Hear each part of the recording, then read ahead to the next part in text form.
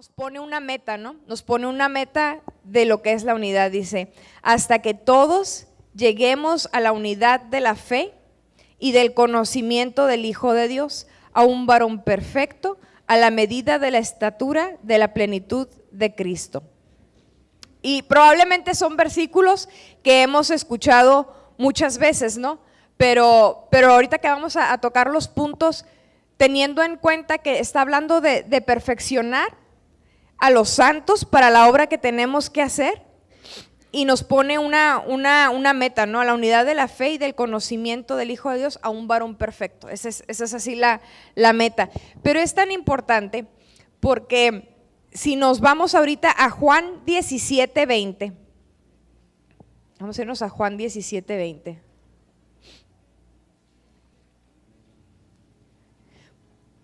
Porque aquí en el versículo de Efesios pues lo está hablando Pablo, pero en Juan 17:20 vemos que habla de la unidad. ¿Saben quién?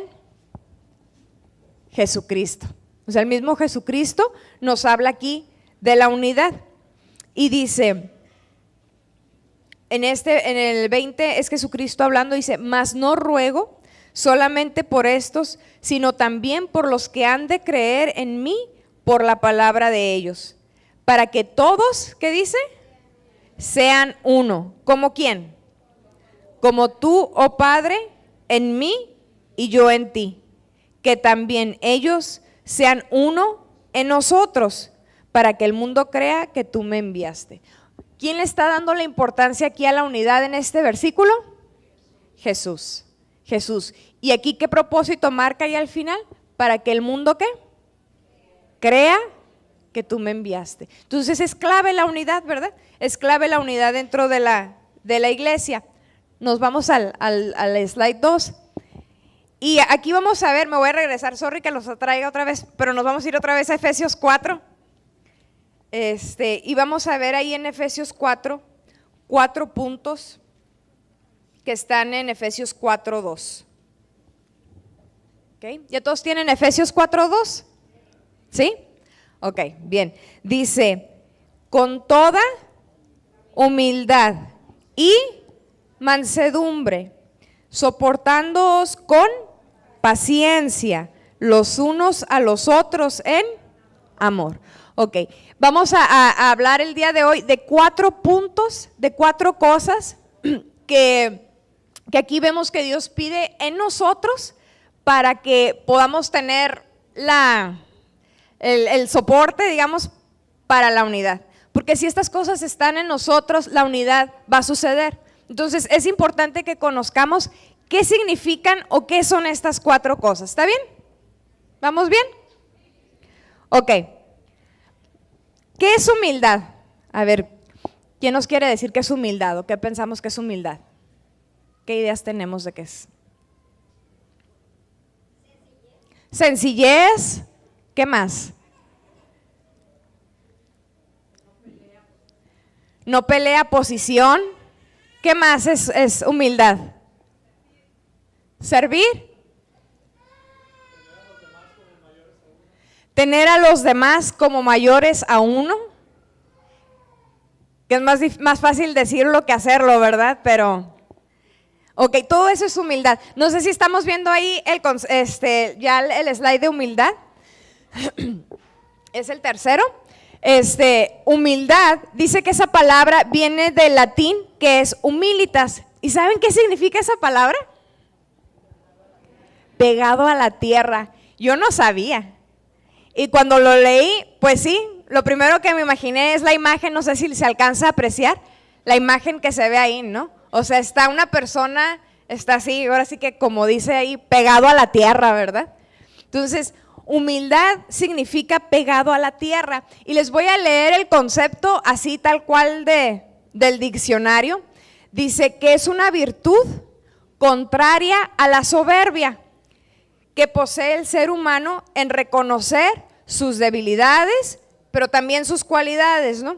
Dice, y aprovecharlas para obrar en bien de los demás sin decirlo. ¿Cómo ven? Yo cuando lo leí dije, híjole, estamos ahorita en la era de las redes sociales y todo publicamos, ¿verdad? Todo publicamos.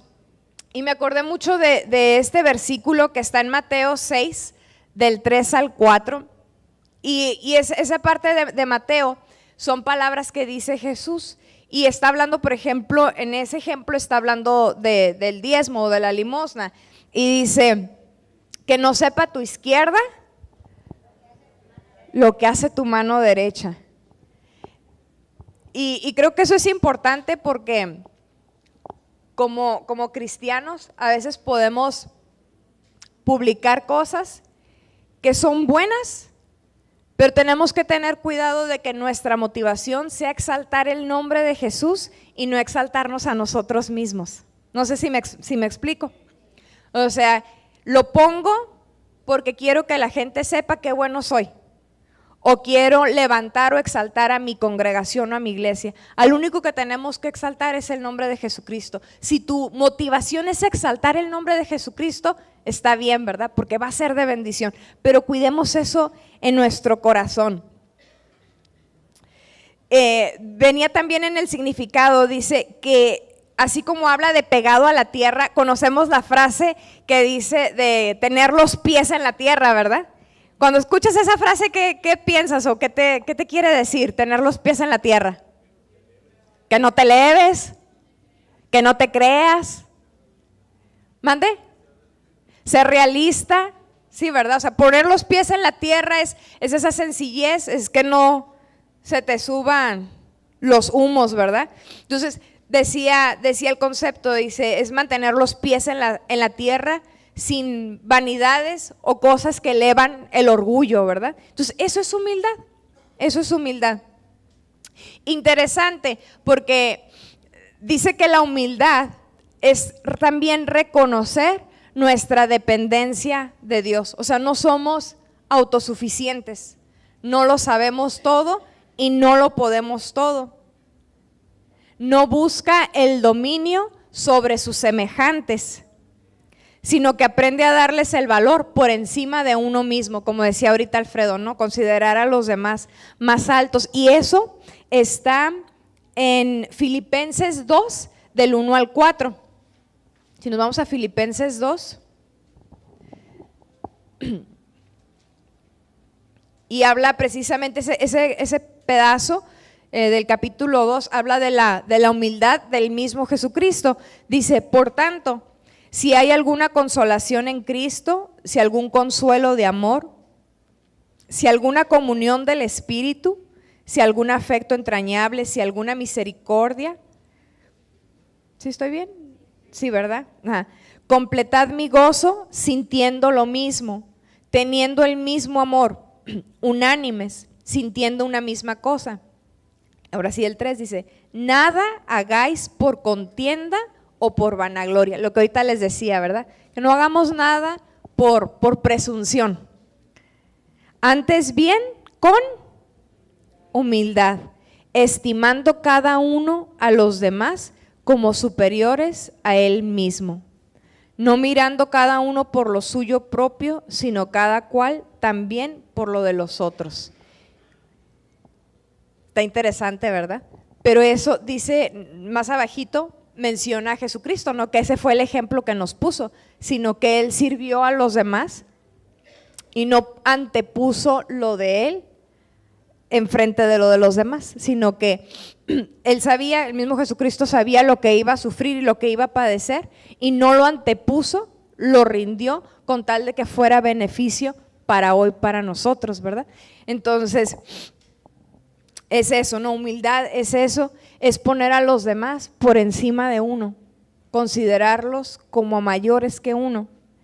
En Romanos 12, 3, Romanos 12, 3, vamos a irnos para allá.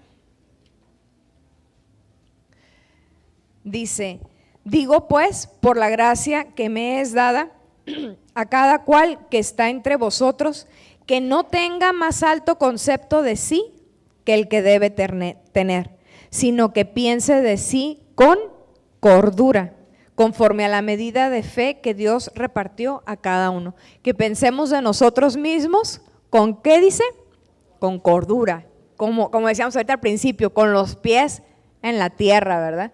Ni nos vamos a tirar así como que, ay, no sirvo para nada, ni tampoco nos vamos a creer, sino pensar con cordura es eso, saber que somos hijos de Dios, saber que Dios nos ama, saber que Dios nos limpia, saber que Dios está con nosotros, que nos levanta de nuestras regazones, que nos anima, que nos exhorta, pero que también nos disciplina cuando andamos papaloteando, ¿verdad?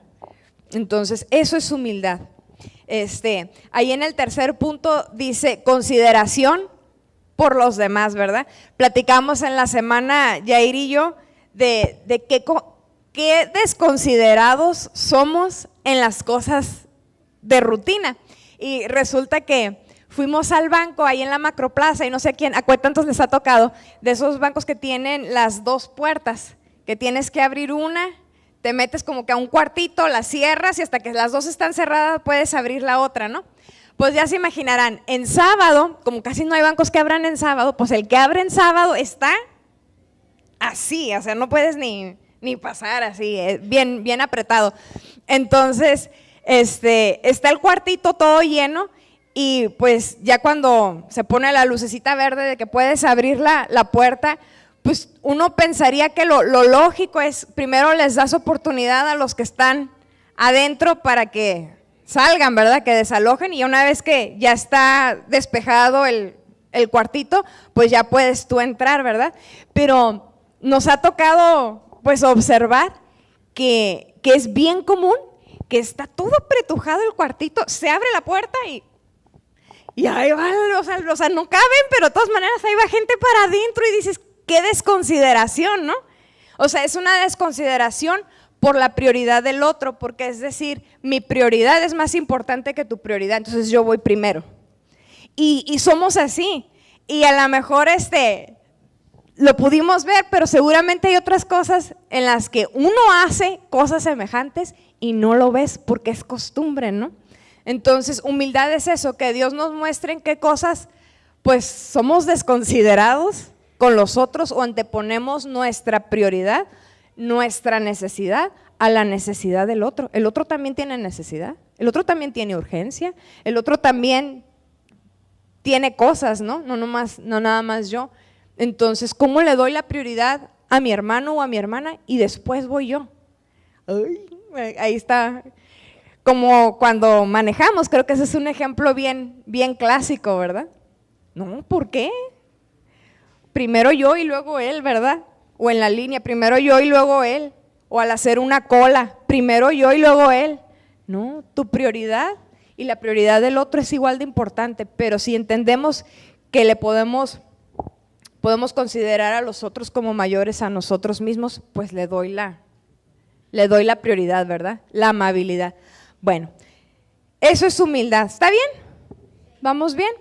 Entonces, es tenerlo claro qué significa, porque si es tan importante para Jesucristo la unidad. Y en ese capítulo de Efesios nos dice que para que haya unidad necesitamos que haya humildad en cada uno de nosotros. Si no hay humildad en nosotros, o sea, si no nos consideramos, pues no va a haber unidad, ¿sí? Entonces, ahorita el hecho de tocar esos 4 puntos es que se nos queden esas 4 cosas, que el Espíritu de Dios hable a nuestra vida y podamos ver en qué áreas, pues a lo mejor no somos tan humildes como nosotros pensamos, ¿verdad? Y podamos trabajarlas, porque si las trabajamos, si yo me comprometo y cada uno nos comprometemos a trabajar estas 4 cosas, la unidad va a suceder, ¿sí? Bien. Siguiente punto, el número 2. No sé si lo muestran ya ahí, pero ¿es cuál? Mansedumbre. Mansedumbre. Miren la definición que me encontré. Dice, es la virtud que modera la ira y sus efectos desordenados. O sea que cuando estás así para explotar, es la virtud que modera la ira y sus efectos desordenados. Eso es la mansedumbre.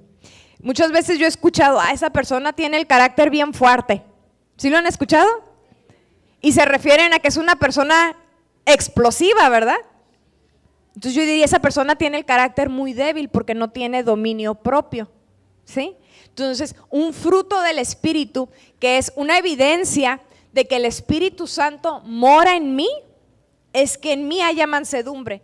Si en mí no hay mansedumbre, pues a lo mejor el Espíritu Santo no está morando en mí, ¿sí? Una evidencia, un fruto de que el Espíritu Santo mora en mí es la mansedumbre. Quiere decir que puedo yo tener, gracias al Espíritu de Dios, la virtud y el dominio propio de poder controlar la ira y sus efectos desordenados, ¿no? Dice, es una forma de templanza que evita todo movimiento desordenado de resentimiento por el comportamiento del otro. O sea, es que el otro me hizo y uno responde, ¿no? Entonces, es ese comportamiento, el poderlo moderar, esa templanza, es mansedumbre. Y una cosa interesante que encontré es que dice, los mansos son enseñables. Y sucede hasta en los animales, ¿no? Es común escuchar que dices, esto, como por ejemplo el ganado, que son animales mansos, se refiere que son animales que se pueden criar, ¿no? O se pueden domesticar, o sea, son enseñables. Tú les puedes enseñar ciertas rutinas, les puedes, y aprenden un comportamiento. Entonces, el ser manso significa que podemos ser enseñables y que aceptan la disciplina. Fíjense que hablando de mansedumbre, también lo habló Jesucristo en Mateo 11:29. De hecho, ahí viene en la presentación. Mateo 11:29 dice Jesucristo, tomad sobre vosotros mi yugo y aprended de mí. O sea, está hablando de que podemos ser enseñables, ¿verdad? Aprended de mí, que soy manso y humilde de corazón, y hallaréis descanso para vuestras almas. La realidad es que el no ser manso, no dejarte enseñar y el estar explotando es cansado.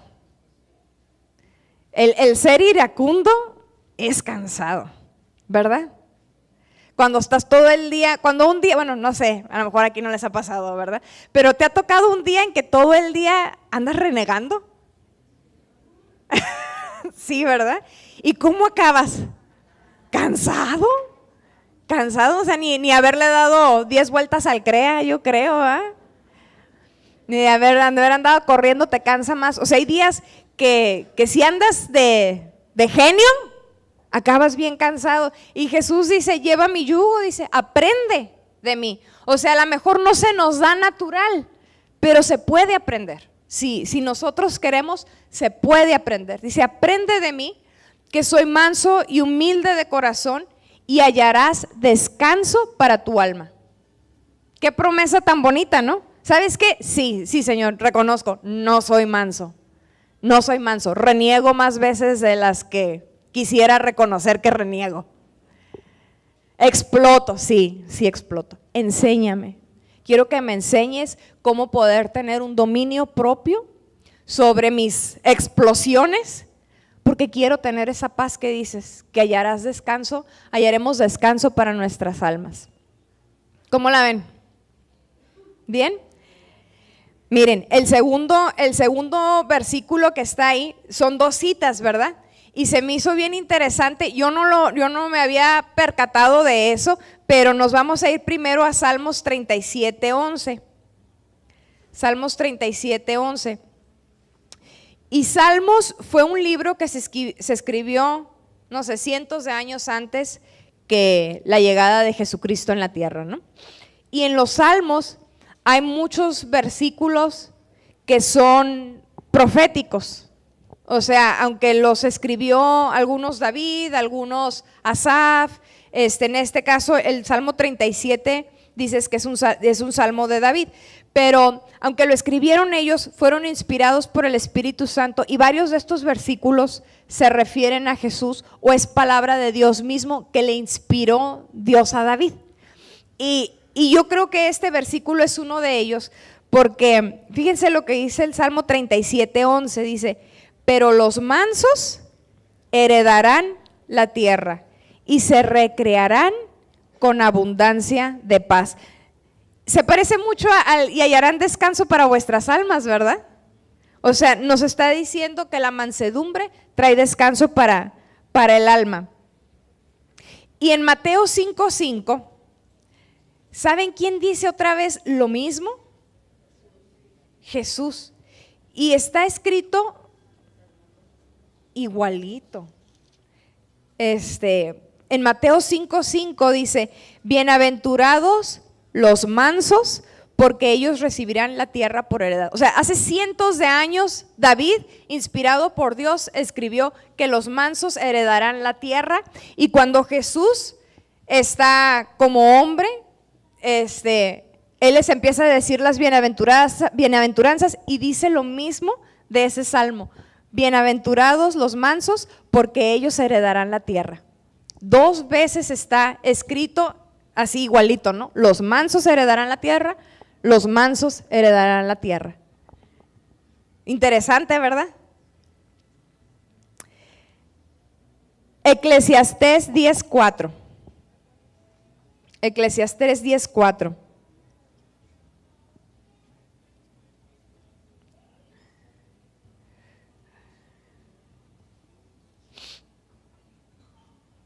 Dice, si el espíritu del príncipe se exaltare contra ti, no dejes tu lugar, porque la mansedumbre hará cesar grandes ofensas. La mansedumbre hará cesar grandes ofensas. La mansedumbre, hablamos otra vez, que es esa virtud que modera la ira, que es enseñable y que acepta la disciplina. O sea que cuando hay ofensas, uno puede decidir cómo reaccionas, ¿verdad? Puedes reaccionar pues con la misma moneda, me gritan, le grito, me enchuecan la cara, le enchueco la cara.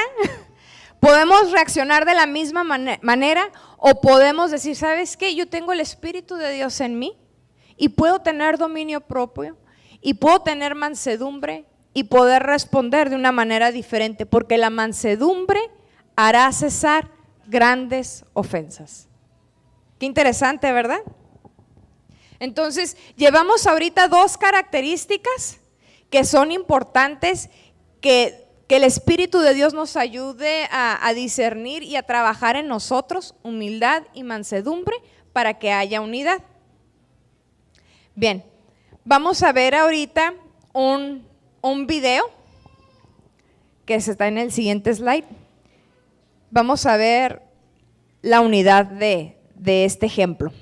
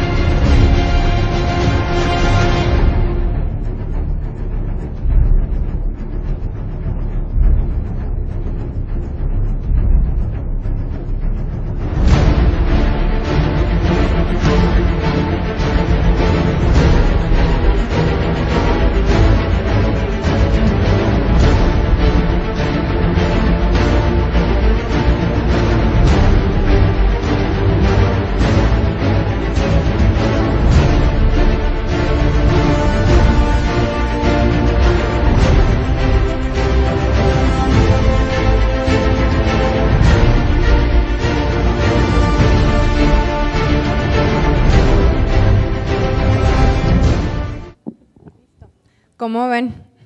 ¿Cómo vieron a las hormigas? Unidas, ¿verdad?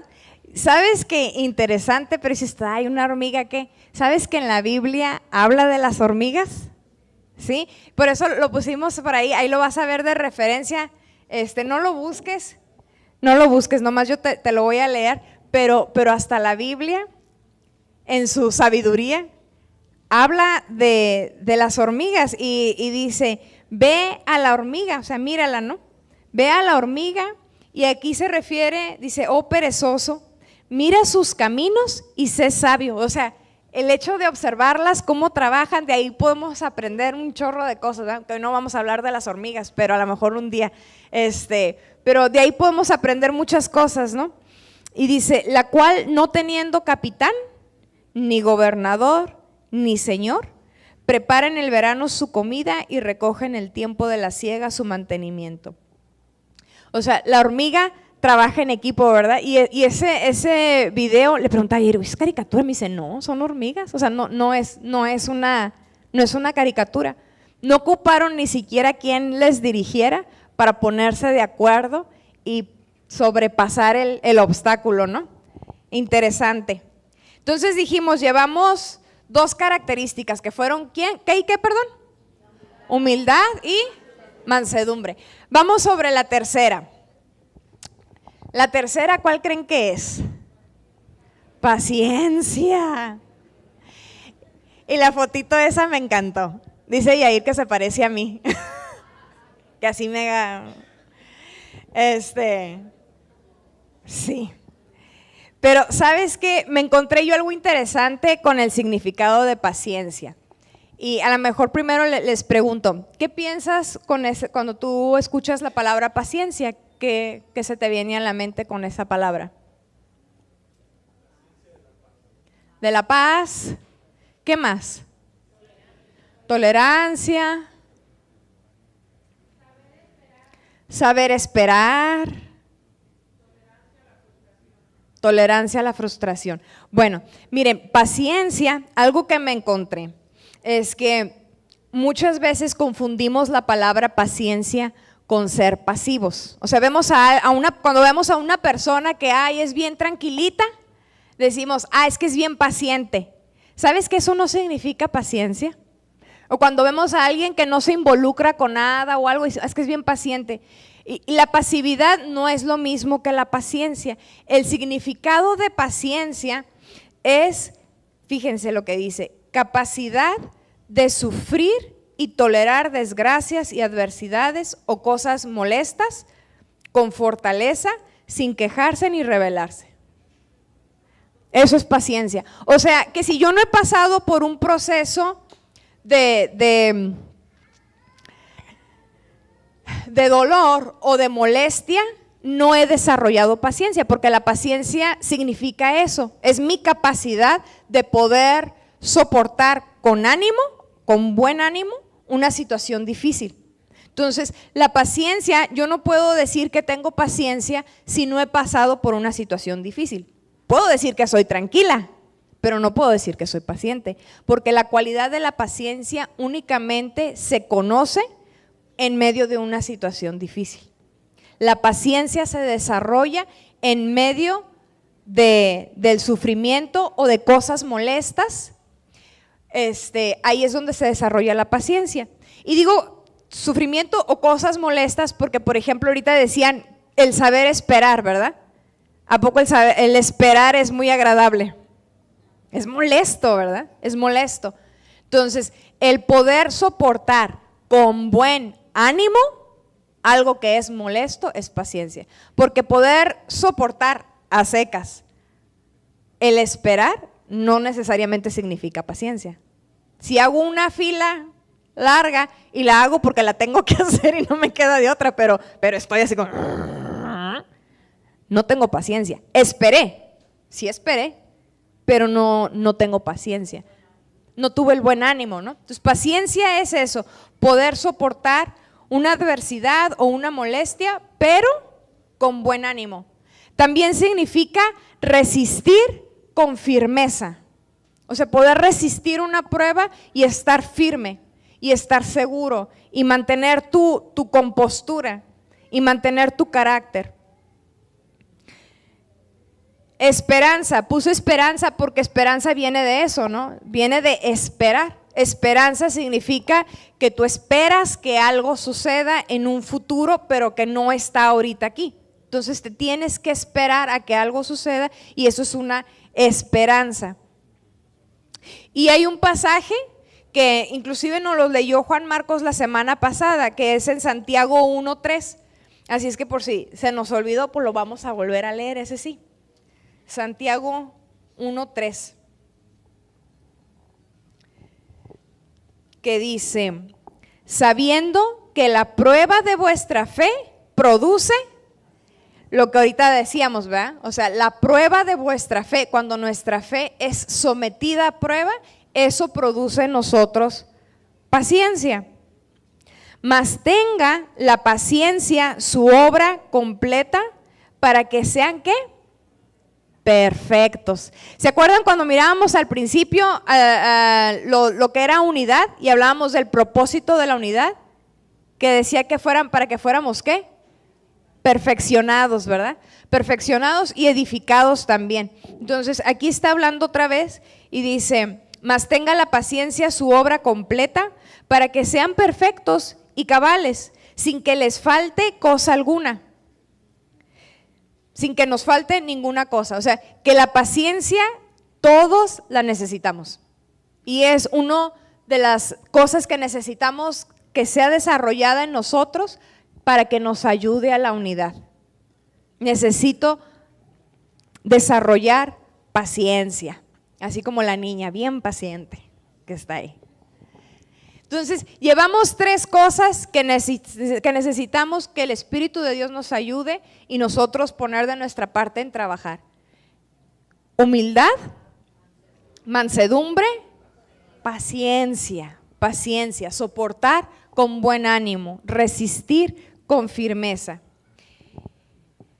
Y el cuarto punto es el amor fraternal, ¿sí? Porque dice Efesios 4, ya se me fue. Efesios 4 dice, con toda humildad y mansedumbre, soportándonos con paciencia los unos a los otros en amor fraternal. Y aquí sí quiero que me acompañen al Salmo 133. Es un salmo que probablemente todos lo conocen y lo hemos escuchado, pero tiene unas cosas bien interesantes, muy interesantes. Es un salmo bien cortito. ¿Ya lo tienen todos? ¿No? Salmo 133.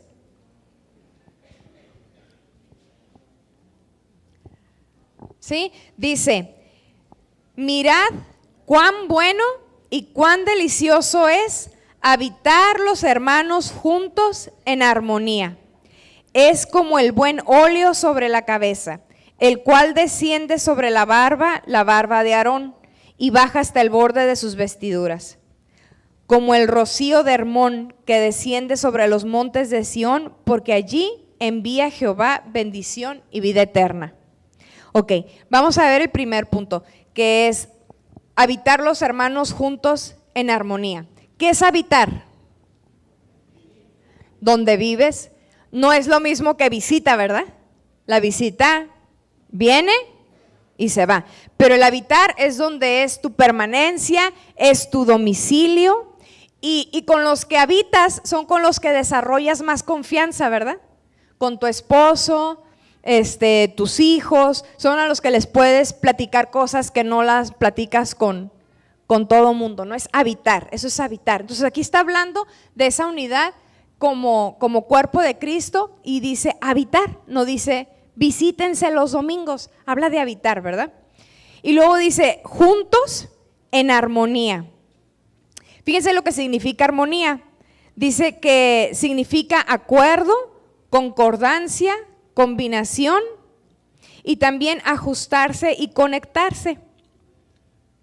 Dice, la armonía ocurre cuando existe un equilibrio y una conveniente y adecuada proporción, concordancia y correspondencia de unas cosas con otras y resulta agradable a los sentidos, por ejemplo a la vista como los colores. Por ejemplo, cuando tú miras un cuadro, una pintura que está bonita, que los colores, no sé, algo está bonito, es armonioso, ¿verdad? Porque todos los colores y las formas de la pintura es agradable a tu vista.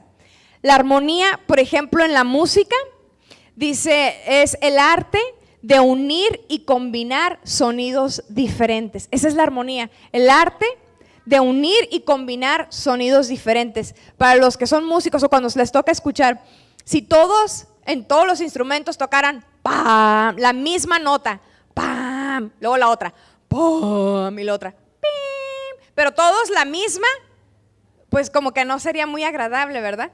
Pero la armonía dice que es combinar y unir sonidos diferentes. O sea, hay sonidos diferentes, pero cuando se combinan, se escuchan agradable al oído. Eso es la armonía. Entonces, aquí está hablando, en el Salmo dice, habitar los hermanos juntos y en armonía. No vamos a tocar la misma nota, cada quien vamos a tocar notas diferentes, pero podemos combinar nuestras notas para que resulten en algo agradable. ¿Sí? Bien. Ok, eso es el amor fraternal. Fíjense, eso lo dice el primer versículo, ¿verdad? Y después de que habla de esto, de qué tan agradable es y qué armonioso y qué bonito y qué maravilloso, hace dos comparaciones, hace dos ejemplos. Uno dice es como el buen óleo sobre la cabeza de Aarón y el otro dice que es como el monte Hermón. Y cuando leía los ejemplos, le decía yo a Yair, pues así como que les entiendo bien a los ejemplos, ¿no? ¿Verdad? Le digo, ¿sabes qué pasa? Que hay cosas que a lo mejor necesitamos como que esculcarle un poquito más para poderlas entender, porque son a veces muy culturales, ¿no? Acuérdense que esto lo escribió un judío. Entonces lo escribió un judío y esos eran los ejemplos que tenía a la mano para poder ver y decir, ah, mira, es que es como esto o es como aquello. Le decía, por ejemplo, cuando alguien dice aquí en México, decimos, es que le echa mucha crema a sus tacos. Sabemos lo que quiere decir, ¿verdad? Pero si le dices o le haces la traducción así a alguien de otro país o de otra cultura, es que fulanito le echa mucha crema a sus tacos, ¿te va a entender? No, nosotros lo entendemos porque es un ejemplo en nuestra cultura. Bueno, entonces, en el primer ejemplo que pone, dice que es como el buen óleo sobre la cabeza de Aarón. Bueno, pues resulta que cuando Aarón y sus hijos los hicieron sacerdotes, dice que derramaron sobre ellos un aceite especial. No lo busquen, se los voy a leer, pero si lo quieren anotar para los que anotan, en Éxodo 29, del 7 al 9, dice que es el aceite sobre su cabeza, ¿verdad? Y que con ese aceite se consagraban como sacerdotes. En Éxodo 30, 22 dice que es un ungüento superior, o sea, te dice hasta las especies con las que estaba hecho y dice que lo hacen con el arte del perfumador, o sea que era un aroma rico, agradable y que inclusive ahí vienen las especies, ¿no? La mezcla de cómo hacerlo, pero dice que esa mezcla de perfume era exclusivamente para ungirla sobre el sacerdote. Nadie más podía hacer un perfume con esa mezcla, era exclusivamente para eso. Dice que era un superior ungüento, cosa santísima. Y dice ahí en Éxodo 30, y los consagrarás para que sean mis sacerdotes. Entonces, cuando se refiere a ese óleo que cae, es algo rico, agradable, pero que aparte de eso, era un acto de decir, esta persona es consagrada, está dedicada para mí. Va a ser ahora un sacerdote, va a ser alguien que se está santificando, alguien que está buscando esa limpieza de su corazón para servirme, porque el sacerdote se iba a dedicar a servir, ¿no? No era nomás, le cayó el aceite y ya, sino tenía un propósito esa consagración para que fuera una persona para servir. Entonces, la comparación que está haciendo de la unidad y que dice, qué bonito es habitar los hermanos juntos en armonía, es como el buen óleo, ese perfume especial, súper especial, que cae y que me santifica. O sea, que en la unidad yo me santifico también. La unidad me ayuda a permanecer limpio y consagrado como sacerdote. ¿Estamos bien? Ok. El ejemplo o el segundo ejemplo que nos pone, que es en el versículo 3, dice, y lo dice también, el habitar los hermanos juntos en armonía es como el rocío de Hermón, que desciende sobre los montes de Sión, hasta ahí lo voy a bajar, como el rocío de Hermón que desciende sobre los montes de Sión. Y ahí te quedas, ¿y qué es Hermón, verdad? Bueno, pues Hermón es un monte que está en Israel, es el monte más alto. La Biblia menciona varios, ¿no? Menciona el monte Carmelo, el monte de Sión, menciona varios, pero el monte Hermón es el más alto. Para tener una idea, porque así lo busqué, el monte Hermón tiene 2,800 metros de altura. El Cerro Colorado tiene 500, nomás para que tengamos una idea. Y subirlo, nos invitó Alfredo una vez a subirlo y como a la tercera parte, yo creo que iban como 100 metros, ¿no? Pero en el monte Hermón es un monte alto. Fíjense que este monte tiene nieve en la punta casi todo el año. Entonces, como tiene nieve en la punta casi todo el año, pues de ahí descienden ríos. Y dice que el agua que baja de este monte es realmente la que le da abasto o sostiene las ciudades que están alrededor.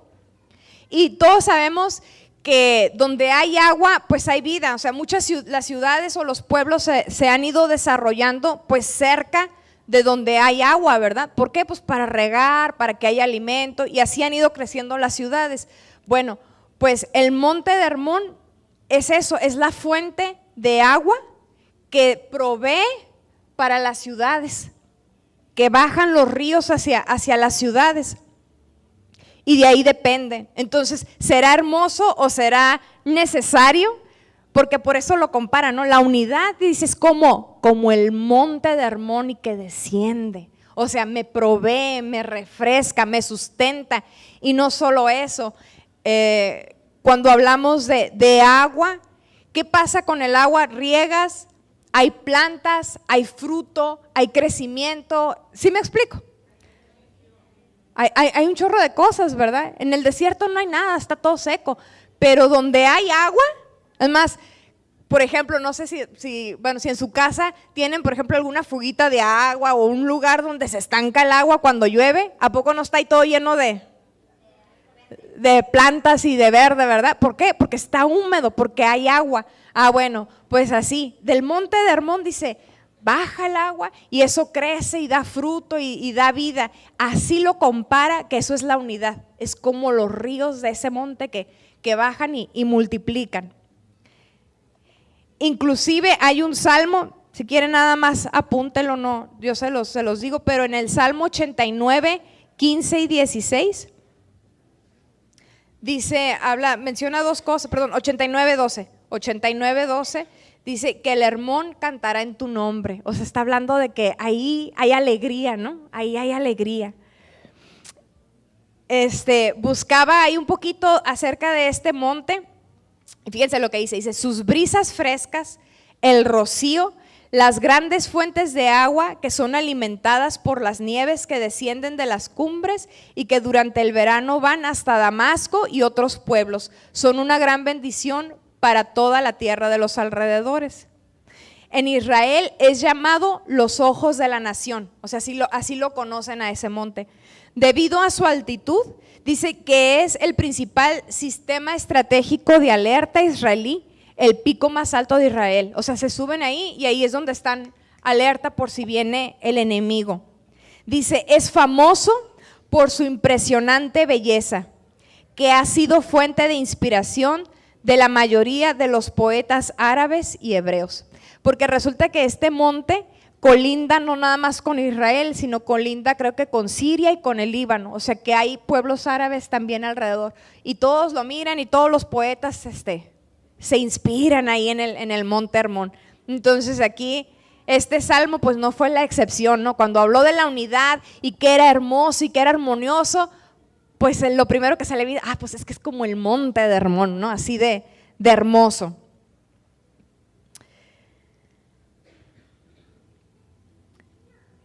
Se cree, y eso no viene en la Biblia tal cual, pero que probablemente fue el monte donde sucedió la transfiguración de Jesucristo, porque dice que era un monte alto y justo antes estaban en Cesarea de Filipos, que está cerca del monte. Probablemente fue el monte donde subieron y sucedió ese detalle también.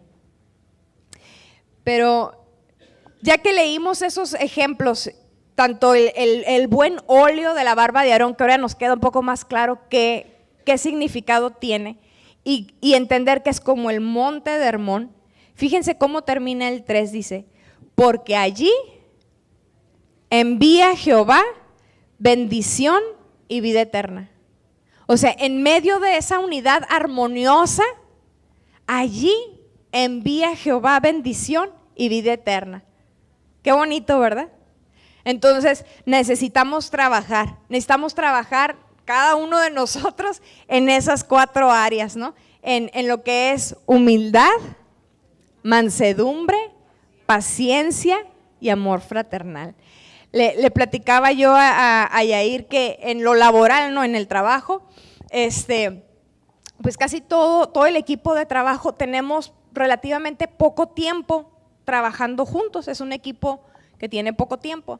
Y le digo que en las semanas anteriores se sentía así como que, como medio tensito el ambiente, como que quieras que no, a veces uno se hacen ideas de otra, no trabaja, este es bien quejumbroso, ya se peleó con el de aquel. Entonces era como que no avanzábamos mucho porque están los ojos más puestos en cómo estamos, ¿no? En el equipo.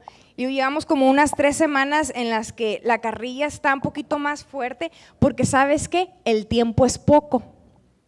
Tenemos una meta y tenemos muy poquito tiempo para poderlo hacer.